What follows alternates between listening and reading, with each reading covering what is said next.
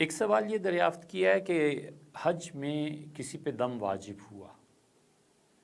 اب ایک بکرا یا دمبا جو کچھ بھی اس نے ذبح کرنا ہے،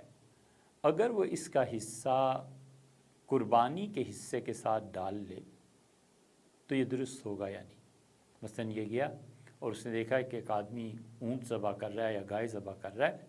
اور وہ کہتا ہے کہ اس میں میرے پاس 5 حصے ہیں جو فلاں فلاں وجوہ سے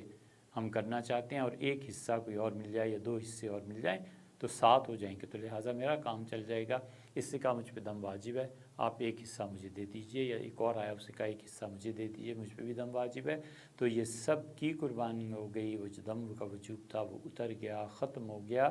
کیونکہ انہوں نے جو جانور بھی خدا کی راہ میں ذبح کیا ہے اس میں وہ ساری شرائط پائی جاتی تھیں جو قربانی کے لیے ضروری ہیں، جو عقیقے کے لیے ضروری ہیں، یا جو وجوب دم کے سلسلے میں ضروری ہیں، تو لہٰذا جب سب شرائط مکمل ہو گئیں تو اس کے لیے یہ جائز ہو گئی۔